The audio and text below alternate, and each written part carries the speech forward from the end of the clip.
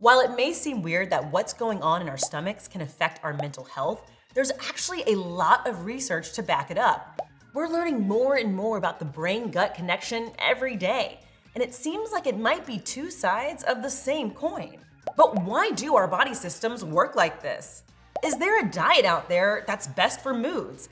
And what's the one weird, ancient diet trick that's pretty darn good for your psychological well-being? Today, we've got Dr. Jessica Ruff with us to dive deep into this mind-body connection and why we should view food as not just delicious, but also as a tool for mental health. I'm Tori, and this is the TMI Show.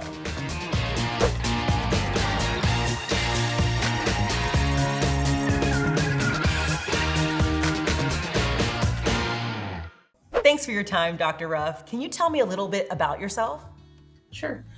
My name is Dr. Jessica Ruff. I am a lifestyle medicine specialist at the Cleveland Clinic, and I got interested in this field, I think early on, really. I really thought that, what we eat and how we sleep and how we interact with other people was important, and that we should have good, reliable places to go for that information. And so that's how I sort of stumbled onto the lifestyle medicine field.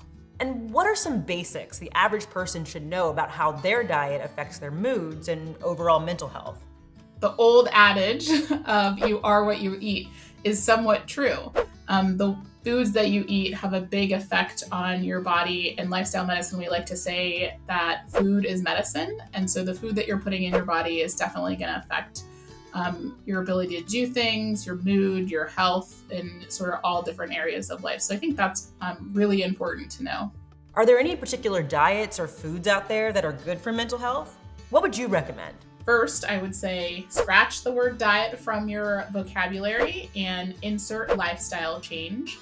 And the lifestyle that we have the most research about is called the Mediterranean. They do call it the diet, but Mediterranean lifestyle, in which people focus on eating whole fruits and vegetables as their number one food source, followed closely by whole grains, and using meat really as a seasoning or a topper. What are the benefits of going off a processed diet and adding more whole foods?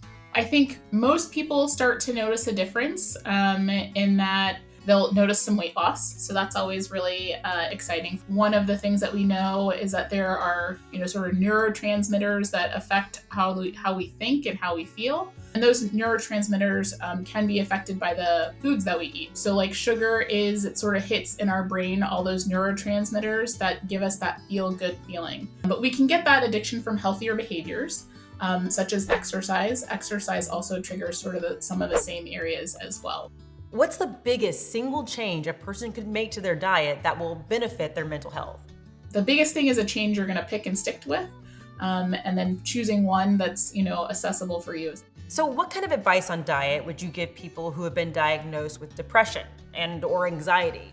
Where should they begin making changes to what they eat? I think oftentimes one of the hardest things when you have either of those is getting the chance to make that first change. One of my favorite sort of patient stories is I had a patient who was looking to lose weight. And after talking with him, we realized that he was drinking 2 pots of coffee a day, each with 1 cup of sugar in it. So the only diet change we made was for him to go from drinking sugared coffee to regular black coffee, and he was able to lose a significant amount of weight just from that one dietary change. So small changes can make a big difference over time.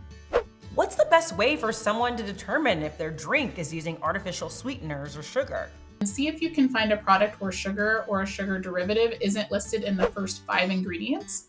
That means it's not really a main ingredient. The second thing is to look for a sugar that you can pronounce. Stevia doesn't count. You can pronounce that one, but that's still an artificial sweetener. But you want to make sure it says, brown sugar or honey or maple syrup, that it's sweetened with something that you know what it is and sort of is a natural product. Hidden sugars are a big problem. And can you tell me a little bit about the importance of sharing meals with others and showing gratitude and thanks for our food? It sort of brings together that happy feeling. So we're sort of, again, hitting those neurotransmitters and those happy centers in our brain because we're forming connections with other people. It also helps you slow down while you're eating. so that you're not eating too fast. It often takes a little bit of time for our brains to recognize that our stomach is full. So it helps us and sort of prevents us from overeating. It also just makes you more sensitive to the fact that it really is a medicine and that it's something that you're eating not just to give you nutrients, but also to like help supply the health of your body. What's something you wish people knew about making changes to their diet that can help with mental health? I think in our society in particular, we're big members of the Clean Plate Club.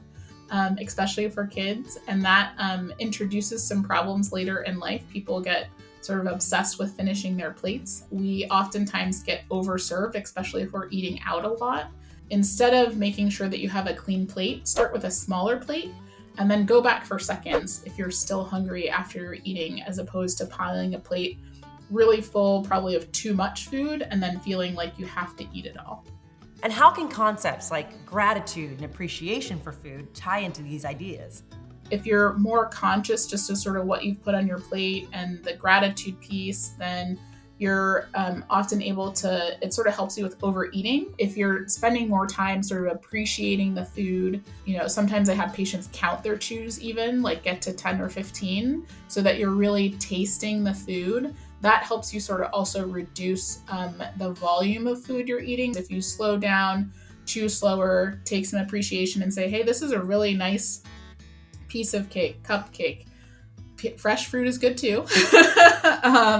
And then really enjoy that. Then you still, again, you hit those happy centers in your brain. And that's the goal, right? If you're feeling anxious or sad or depressed, then your goal is to sort of trigger those happy things in healthy ways.